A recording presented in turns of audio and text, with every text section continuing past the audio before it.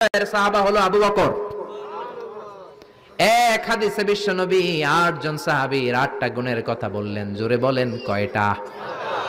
৮ জন সাহাবীর ৮টা গুণের কথা বললেন। তিরমিজির বর্ণনা, হাদিসটা সহিহ, সিলসিলাতুল হাদিস সাহিহার ভিতরেও এসেছে।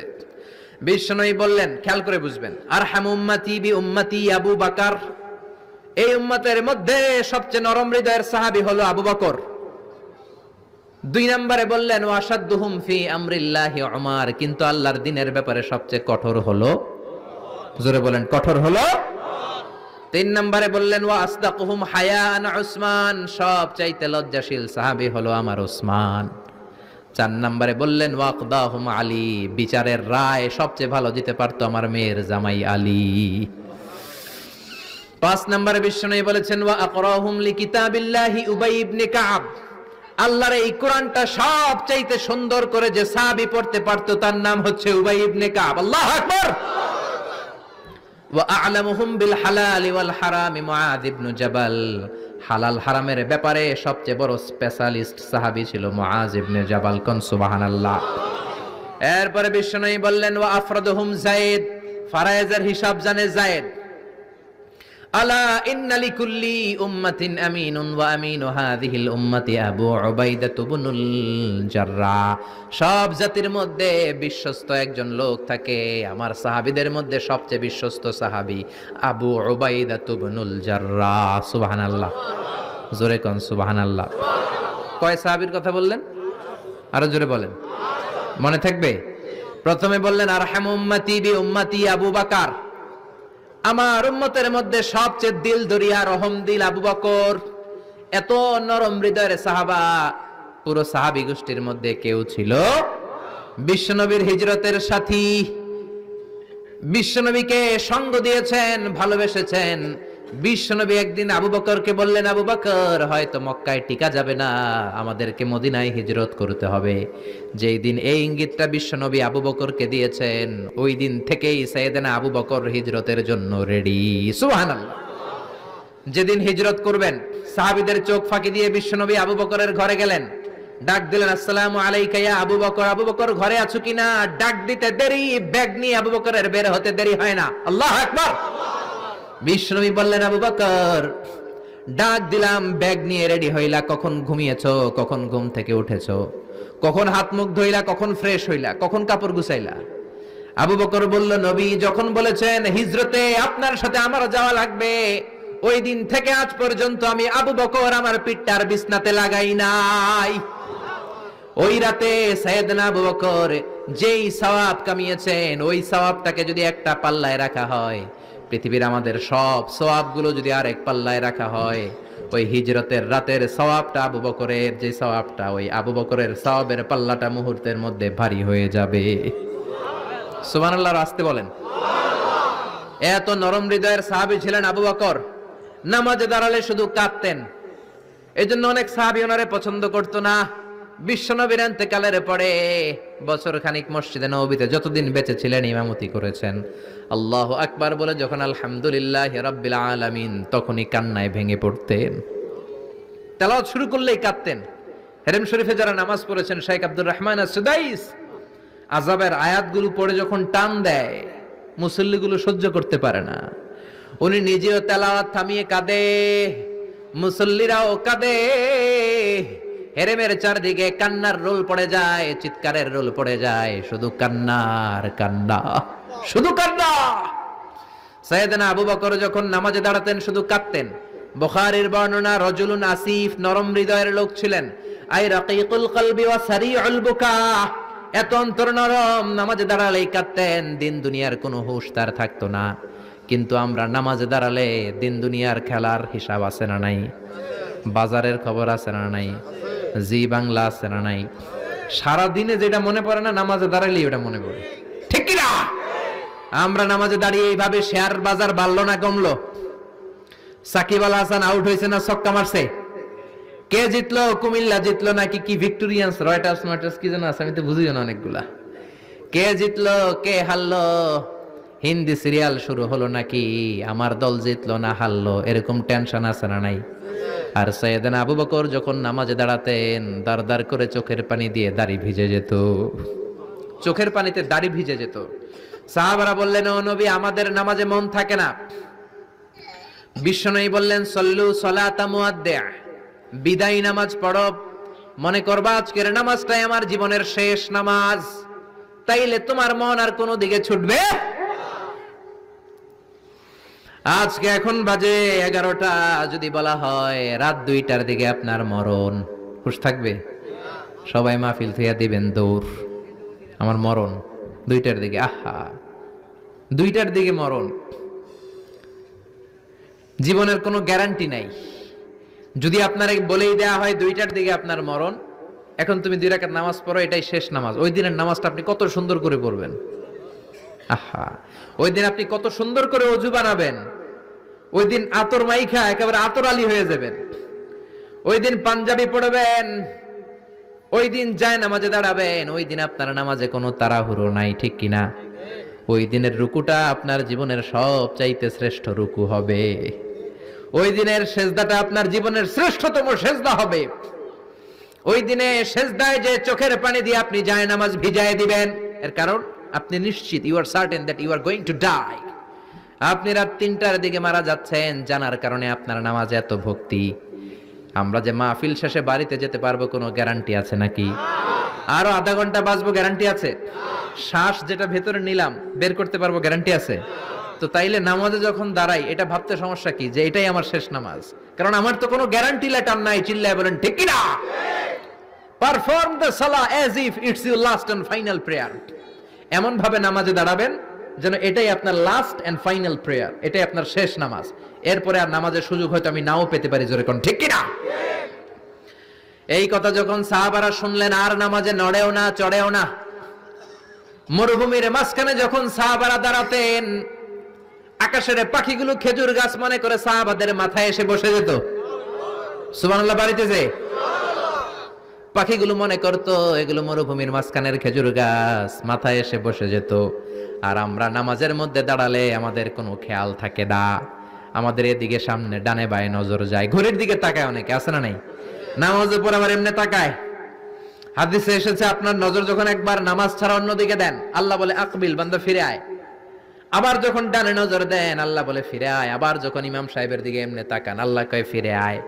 3বার নজর দেওয়ার পরে আবার যখন ডানে বায়ে নজর দেন, আল্লাহ বলে লা হাজাতা লি ইলা সলাতিক, তোর এই নামাজের কোনো দরকার আমি আল্লাহর নাই, এই নামাজের কোনো দরকার নাই। এজন্য সালাত পড়তে হবে আর অন্তরে ভয় থাকতে হবে কার? قد أفلح المؤمنون الذين هم في صلاتهم خاشعون। আবু বকর তাই করতেন, কানা রাজুল আসিফ, নামাজে দাঁড়ালে দরদর করে কেঁদে কেঁদে দাড়িগুলো ভিজায় দিতেন। আল্লাহু আকবার।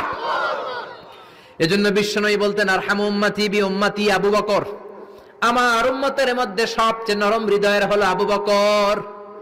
2 নম্বরে বিশ্বনবী বললেন, ওয়াশাদ্দুহুম ফি আমরিল্লাহি উমর, আর আল্লাহর দ্বীনের ব্যাপারে সবচেয়ে কঠোর সাহাবী হলো উমর। সবচেয়ে কঠোর কে?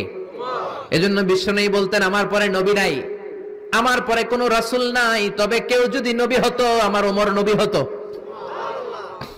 লা নবিয়্যা বা'দি ওয়ালা রাসূলা, আমার পরে কোনো রাসূল নাই, কোনো নবী নাই, তবে লাউ কানা বা'দি নাবিয়্যুন লাকানা উমর, যদি নবী হওয়ার যোগ্যতা কারো থেকে থাকে আমার ওমরের আছে। প্রভু তুমি বলেছো রাসূল দেবে না, বলনি দেবে না ওমর, বলনি দেবে না হামজা তারিক, খালিদ বিজয়ী সমর। প্রভু তুমি বলেছো রাসূল দেবে না। আল্লাহু আকবার। এই ওমরের মতো যদি লাঠির বাড়ি দেওয়া যেত, উনি নামাজেও লাঠি নিয়ে দাঁড়াতেন। আমাদের ইমাম সাহেবরা কেবলামুখী, আর পিছন থেকে একামত দেয়, আল্লাহু আকবার, আল্লাহু আকবার, আশহাদু আল্লা ইলাহা ইল্লাল্লাহ, আশহাদু আন্না মুহাম্মাদার রাসূলুল্লাহ, হাইয়া আলাস সালাতি হাইয়া আলাল ফালাহ, قد قامت الصلاة قد قامت الصلاة, আল্লাহু আকবার, আল্লাহু আকবার, লা ইলাহা ইল্লাল্লাহ, আল্লাহু আকবার। সৌদি স্টাইলে একটু একামত শোনায় দিলাম। আমরা তো 2 বাক্যে বলি, আর 1 বাক্যেই বলে।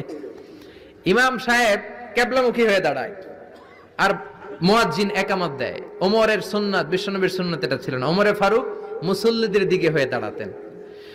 ওমরে ফারুকের হাতে থাকতো একটা লাঠি, যার কাতার বাঁকা, লাঠির দিয়ে পায়ের উপরে বাড়ি আছে না নাই?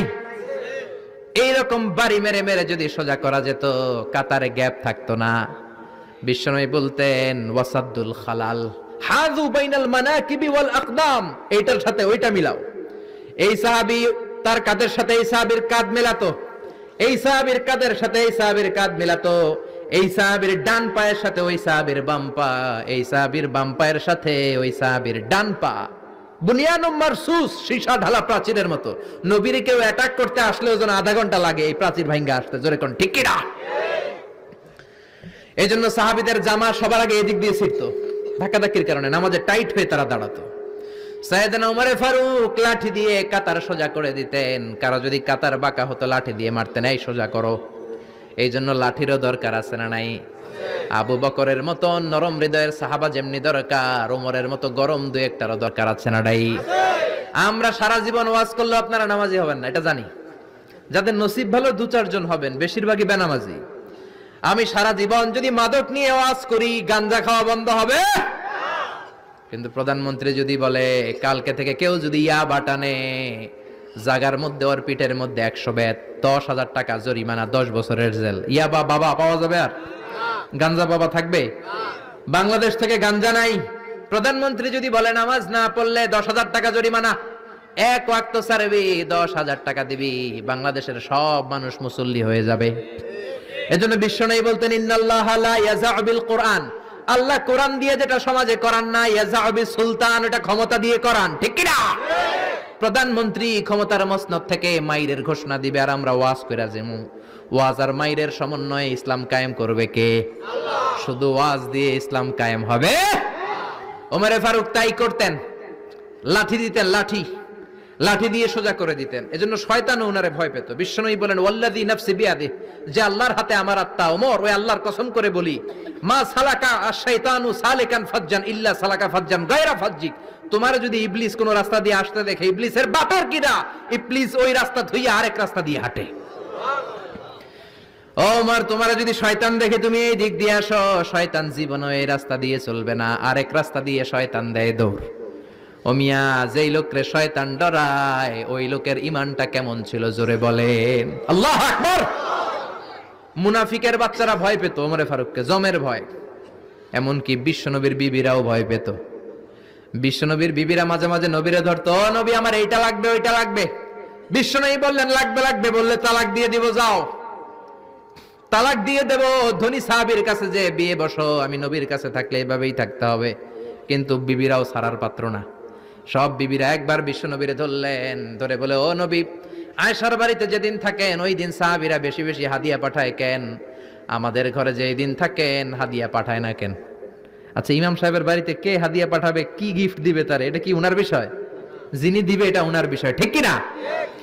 বিবিরা বললেন আমাদের ঘরেও যেন হাদিয়া পাঠায়, আপনি মসজিদে এলান দিয়ে দেন। বিশ্বনবী কয় আমি পারুম না, বিবিরা কয় পারতেই হবে। বিশ্বনবী বললেন না না, আমি এই কথা মসজিদে বলতে পারবো না। বিবিরা বললেন আপনি বলতেই হবে। ইন দা মিন টাইম দরজার বাইরে থেকে কে যেন সালাম দিল, আসসালামু আলাইকুম ওয়া রাহমাতুল্লাহ। বিশ্বনবী বললেন ওয়া আলাইকুম আসসালাম। বিশ্বনবী বুঝলেন সালামটার কারণ না, এটা ওমরের সালাম। বিশ্বনবী সালামের উত্তর দিয়া বিবিদের দিকে তাকায় দেখে একটা বিবিও নাই, সব অন্দরমহলে দৌড়। সুবহানাল্লাহ কইবেন না? এই ভয়টা কিন্তু আবার ডাকাইত দেখলে যেই ভয় ওইটা না, এটাকে আরবিতে বলে হাইবাত। হাইবাতু ওমর, ওমরের হাইবাত এমন ছিল, শয়তান ভয় পেত, মুনাফিকরা জমের মতো ভয় পেত। আমাদের মা উম্মুল মুমিনিন বিশ্বনবীর বিবিরা ওমরের কে ভয় পেত। সুবহানাল্লাহ। আমরা বাচ্চারা যদি না খায়, খেতে চায় না, আমার এক মেয়ে ছোট্ট খেতে চায় না, গল্প বলে খাওয়াই, আমি এদিক দিয়ে খাওয়াইলে ওদিকে দৌড়, এদিক দিয়ে ধরলে ওদিকে দৌড়। আপনাদের ছেলে মেয়েদের একই অবস্থা, বাচ্চারা খেতে চায় না, ঘুমাতে চায় না। তখন আমরা বলি ঘুমাও না হলে বাঘ আসবে, বাঘ, বিড়াল আসবে, বিড়াল। আপনারা কি কোন? আর এওরাতে হ্যাঁ বিলাই, বিলাই আইবো, কুত্তা আইবো। আমরা বলি কুকুর আসবে, বিড়াল আসবে, ঘুমাও ঘুমাও। বাচ্চারা তখন ভয়ে ঘুমায়। ওমর ফারুক যখন মদিনার গভর্নর, মদিনার প্রেসিডেন্ট, মদিনার মায়েরা বিড়াল আর বাঘের ভয়ে দেখাতো না, বাচ্চারা যখন মদিনাতে খেতে চাইতো না, ঘুমাতে চাইতো না, মদিনার মায়েরা বলতো তাড়াতাড়ি ঘুমা, ওই যে ওমর আসতেছে ওমর। চিৎকার করে পড়েন আল্লাহু আকবার। সবার জন্য সমান নীতি। 10 বছরে গোটা বিশ্বের অর্ধেক ক্যাপচার, পৃথিবীর অর্ধেকটা ক্যাপচার করলেন সাইয়েদনা ওমর। নিজ হাতে পিটিয়ে নিজের ছেলেকে বেহুশ করেছেন, আরেক বর্ণনায় আছে পিটিয়ে ছেলেটাকে নিহত করেছেন। যদি বর্ণনাটা দাইফ, কিন্তু আমাদের জন্য শিক্ষা আছে বর্ণনায়। হঠাৎ একবার ঘরে ঢুকলেন, ওই ছেলের নাম ছিল আবু শাহমা, মূল নাম আব্দুর রহমান। ওনার বিখ্যাত যে ছেলে আব্দুল্লাহ ইবনে ওমর, উনি আরেকজন। আরেক ছেলে ছিল আব্দুর রহমান, মারুফুন বিআবি শাহমা, সবাই তারা ডাকতো আবু শাহমা বলে। একদিন ঘরে ঢুকে দেখে মদের গন্ধ পাওয়া যায়। আবু শাহমারে বললেন, ইয়া আবা শাহমা আশারিবতা খামরান, মদ খাইছস? কয় না আব্বা, শারিবতু নাবিজান, নাবিজ খেয়েছি। খেয়াল রাখবেন, মদ হারাম, মদ খেলে আসিবেত, কিন্তু নাবিজ খাওয়া হালাল। নাবিজ হচ্ছে আরব দেশেরা খায়, সাদা দুধের মধ্যে রাতে শক্ত খুরমা যদি 5টা ফেলে রাখেন, সকালে ওইটা দেখবেন দুধের রং আর সাদা নাই, খুরমার রস টেনে দুধটা লাল হয়ে গেছে। এটা খেলে স্বাস্থ্যের জন্য আরব দেশে খুব ভালো, কিন্তু এটা রাতে ভিজাইলে সকালেই খাইতে হবে। এটা যদি 3 দিন রেখে দেন, 4 দিন রেখে দেন, এটা তারির মতো মদ হয়ে যাবে, মাতলামি হবে, খাওয়া যাবে না। ওমরের ছেলে ওই মজাটা নেয়ার জন্য 4 দিন ভিজায় রাখছে, তারপরে এই নাবিজ নামক মদ খেয়েছে। ওমর বললেন, মদ খাইছস নাকি? আবু শামা বলে, খাই নাই। ওমর বললেন, তাআলা ইলে, এদিকে ইফতাহ ফামাক, মুখ খোলো। মুখ খোলার পরে গন্ধ নিয়ে দেখে নাবিজ মাখানো মদের গন্ধ পাওয়া যায়। কোনো কথা নাই, কলারটা ধরলেন, টানতে টানতে মসজিদে নববীর বারান্দার পিলারে নিয়ে বাঁধলেন। জোরের আজান হলো, নামাজ পড়লেন। নামাজের পরে সালাম ফিরালেন। সালাম ফেরানোর পরে বললেন, মাকানাকুম ইনদানা হাদ। নামাজের পরে সুন্নত পরে সবাই বসবেন, একটা বিচার আছে। এই গুরুদণ্ড, এটাকে আরবিতে বলে হাদ, প্লুরাল হচ্ছে হুদুদ।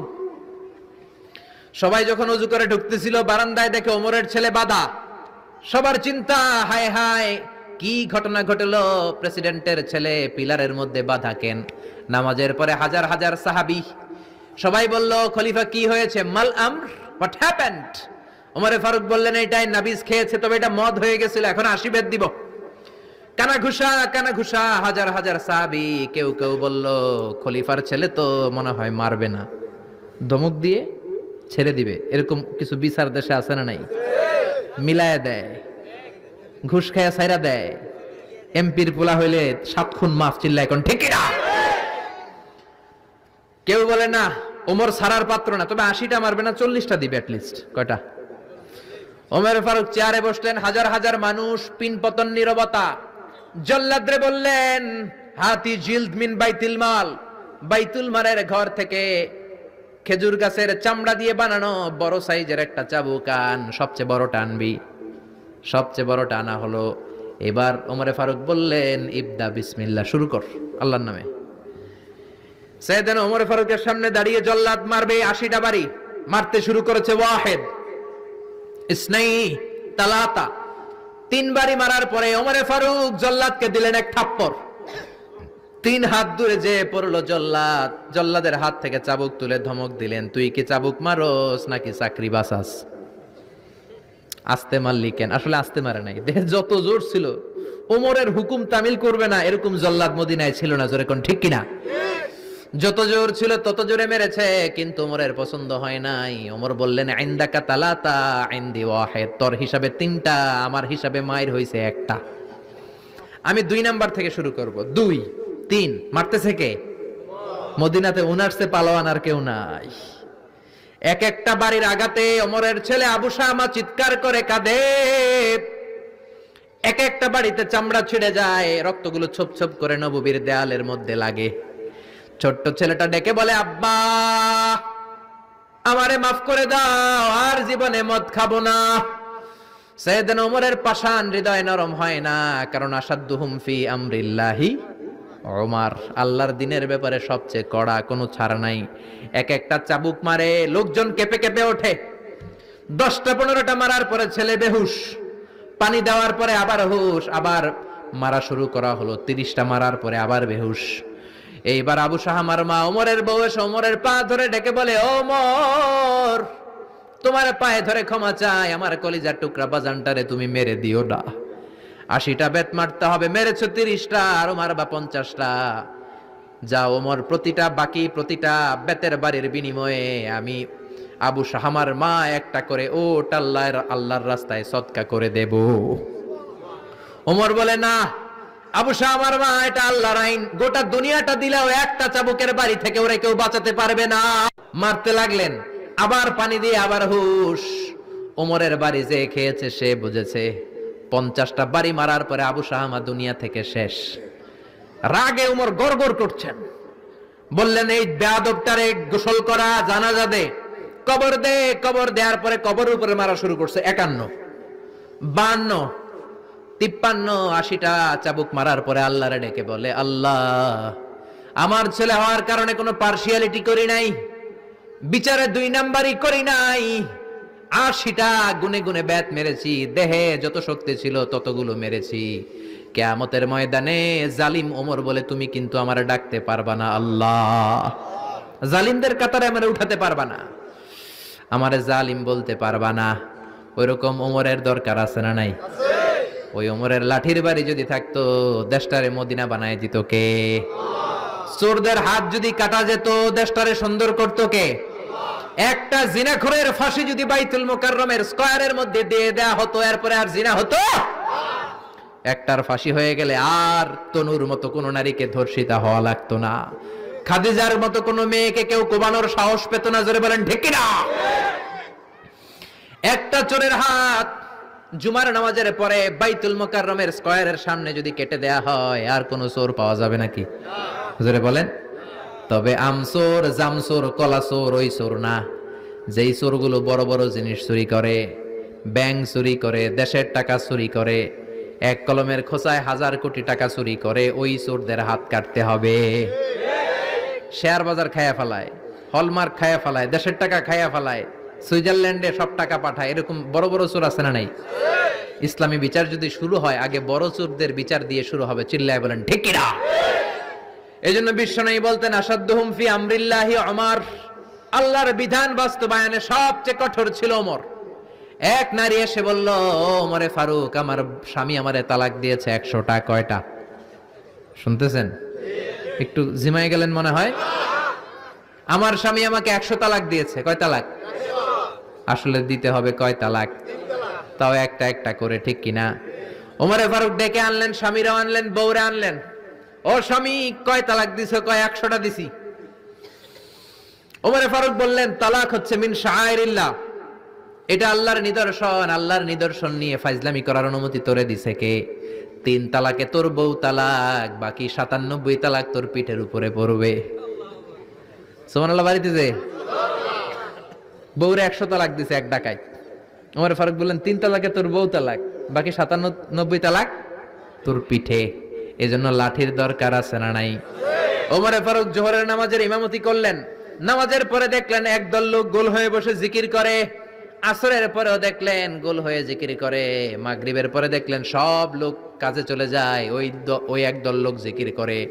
ওমরে ফারুক বললেন, মান আনতুম, তোমরা কারা? কয় নাহনু আল মুতাওয়াক্কিলুনা আলাল্লাহ, আমরা আল্লাহর উপর তাওয়াক্কুলকারী। তো কাজবাজ নাই, খালি জিকির করো। খাও দাও কিভাবে? কয় আমাদের জিকির দেখে লোকজন খানা দিয়া যায়। ওমরে ফারুক বললেন, তাহলে তো তোমরা মুতাওয়াক্কিলুনা আলাল্লাহ নও, তোমরা হচ্ছে আল মুতাওয়াক্কিলুন বা'দুকুম আলা বা'দ, একে অপরের উপর তাওয়াক্কুলকারী। যারা তোমাদের জন্য রুটি নিয়ে আসছে এদের উপর তাওয়াক্কুলকারী। কে বলেছে নামাজের পরে বসতে? ফাইদা কুদিয়াস সালাতু ফান্তাশিরু ফিল আরদ ওয়াবতাগু মিন ফাদলিল্লাহ। নামাজ শেষ তো বের হয়ে যাও, ছাত্র যাবে স্কুলে, জনপ্রতিনিধি যাবে, মেম্বার অফ দ্য পার্লামেন্ট যাবে পার্লামেন্টে, শিক্ষক যাবে কলেজে, যারা ব্যবসায়ী তারা যাবে বাজারে। তোমরা কোনো কাজ করো না, বসে থাকো কেন? খবরদার, আজকের নামাজের পরে যদি কোনো নামাজের পরে যদি গোল হয়ে বসে থাকতে দেখি, পিটাইয়া মসজিদে নববী থেকে বের করে দেব। কাজ করতে যা, এলাকায় যে কাজ কর, বিবি বাচ্চার খবর নিয়ে চিল্লা এখন, ঠিক না? ছাড় দেন নাই, পিটাইয়া মসজিদ থেকে বের করে দিয়েছেন। আল্লাহু আকবার। এজন্য বিশ্বনবী বলেছেন, আরহাম উম্মতি বি উম্মতি আবু বকর।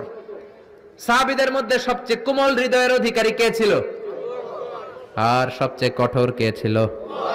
3 নম্বরে বিশ্বনবী বললেন, ওয়াসদাকুহুম হায়ান উসমান, সবচেয়ে লজ্জাশীল সাহাবী উসমান। নারীরাও এত লজ্জাশীল ছিল না, সাইয়েদনা উসমান যতটা লজ্জাশীল ছিল। এখন আমাদের সমাজে লজ্জা শরমের বালাই নাই। কি করে আমরা বেশরম হব, বেলাল্লাপনা অশ্লীলতা কি করে ছড়াবো, এগুলো ট্রেনিং সেন্টার আমাদের ঘর। জি বাংলায় আমাদেরকে ট্রেনিং দেয়া হয় শাড়িটা কেমনে পরলে শরীর বেশি দেখা যায়, পেট খালি পিঠ খালি কপালের উপরে এক নক্তা আছে না নাই? জোরে কোন? কপাল পোড়া। প্রতিদিন আমরা ট্রেনিং প্রাপ্ত, প্রতিদিন জি বাংলা স্টার জলসায় শাশুড়ি আর বউয়ের মধ্যে কেমনে গিরিঙ্গি লাগানো যায়। আচ্ছা নাই? বিশ্বনবী বললেন ইযা লাম তাস্তাহি ফাসনা মা শিতা, যদি শরম না থাকে তোর যা মন চায় তাই করতে পারবি। এই জন্য আল হায়াউ শু'বাতুম মিনাল ঈমান, লজ্জা হলো ঈমানের অঙ্গ, যার লজ্জা নাই তার ঈমান নাই। এজন্য লজ্জা শরমের দরকার আছে না নাই? বিশ্বনবী ছোট্টবেলা থেকেই লজ্জাশীল ছিলেন। বিশ্বনবীর দুধমা হালিমা তিনি বলেন 2 বছর মুহাম্মদ আমার দুধ খেলো, 5 বছর ছেলেটারে আমি পাললাম, 5 বছর লালন পালন করেছি। 5 বছরের মধ্যে শিশু মোহাম্মদকে আমি কোনোদিন কাঁদতে দেখি নাই। ব্যথা পেলেও মোহাম্মদ কাঁদে না, ক্ষুধা লাগলেও মোহাম্মদ কাঁদে না। শুধু লজ্জাস্থানের জায়গা থেকে কাপড়টা একটু সরে গেলে শিশু মোহাম্মদ কেঁদে দেয়। ছোট্ট বাচ্চা ব্যথা পায়, কাঁদে না। বিশ্বনবী কাঁদতেন না, ক্ষুধা লাগলে কাঁদতো না, লজ্জাস্থান থেকে কাপড় সরলেই কাঁদতো। বিশ্বনবীর বয়স 7 কিংবা 8। মক্কাতে কাবা নির্মাণ হবে। মক্কার সবাই কয় আমরা সবাই এই কাজে অংশগ্রহণ করব। কাবা ঘর বানাইলে ওটাতে সব আছে না নাই? তো কিভাবে অংশগ্রহণ? পাথর কেটে কেটে পাথর দিয়ে কাবা বানাবে। সবাই পাথর টানে, বিশ্বনবীও টানে।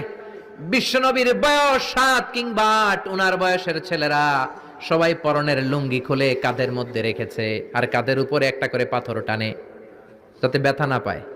ছোট্ট বাচ্চারা লুঙ্গি খুলে ফেলে না? গ্রীষ্মকালে দেখবেন পুকুর একটা পাইলে লুঙ্গি ধুইয়া সবটি সাঁতার, আছে না নাই?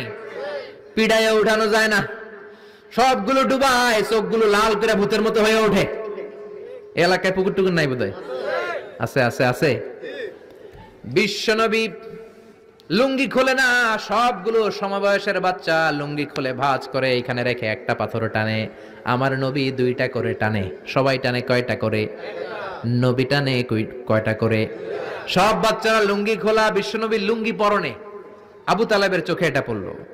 আবু তালেব বলে, ও ভাতিজা মুহাম্মদ, তোমার বয়সের বাচ্চারা লুঙ্গি খুলে পাথর টানে, সবাই টানে একটা, তুমি টানো 2টা। কেন রে ভাতিজা, তুমিও লুঙ্গি খোলো, লুঙ্গিটা কাঁধে রেখে তারপরে পাথর টানো। বিশ্বনবী বললেন, না চাচা আমার সমস্যা নাই, আমি লুঙ্গি খুলবো না। চাচা কই খোলো।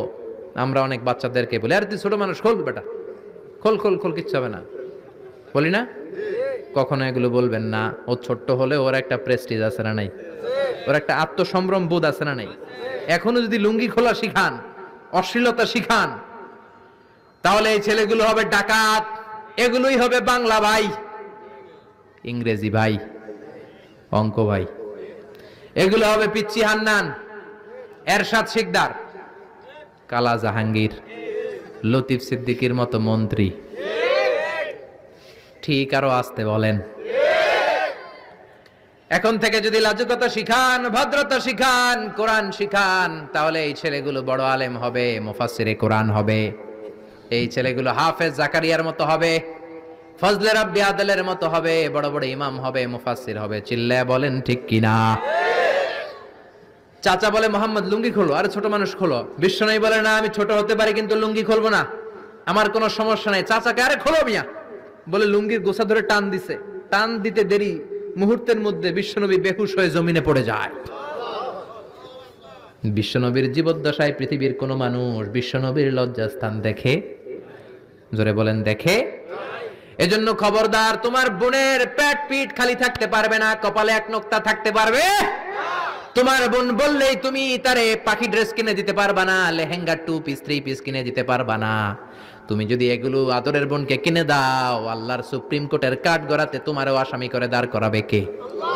বাবারা খবরদার, মেয়েদের সব আবদার পূরণ করবেন না। হেজাব পরানো শিখান, বোরকা পরানো শিখান। একটা মেয়ে যখন বোরকা পরে রাস্তায় বের হয়, মনে হয় জান্নাতের হুর দুনিয়ায় এসেছে। একটা মেয়ের সৌন্দর্য তো হেজাবে, সৌন্দর্য তো বোরকার ভেতরে, সৌন্দর্য তো পর্দার ভেতরে। চিল্লা এখন ঠিক কিনা? আবার কিছু নানি আছে বয়স 90, উনি হাত মোজা পা মোজা, আর সাথে 16 বছরের 18 বয়সের নাতনিরে নিয়ে বের হইছে। এমন দৃশ্য এলাকার সব পোলারা পিছনে পিছনে লাইন ধরে আছে না নাই? মায়ের বয়স 60, হাত মোজা পা মোজা। আপনি হাত মোজা পরছেন কেন? আপনি তো অল্প কাপড় পরে বেরোলেও কোনো সমস্যা নাই। আপনি তো এক্সপায়ার্ড, আপনার ডেট এক্সপায়ার্ড, ঠিক কিনা? আপনার দিকে তাকাবে না সুন্দরী সুরুষী অষ্টাদশী মায়াবিনী কাজল কালো চোখ মেঘ কালো কেশ আপনার ওই নাতনির দিকে লুলুপ দৃষ্টি দিয়ে বখাটে গুলো তাকাবে, ঠিক কিনা?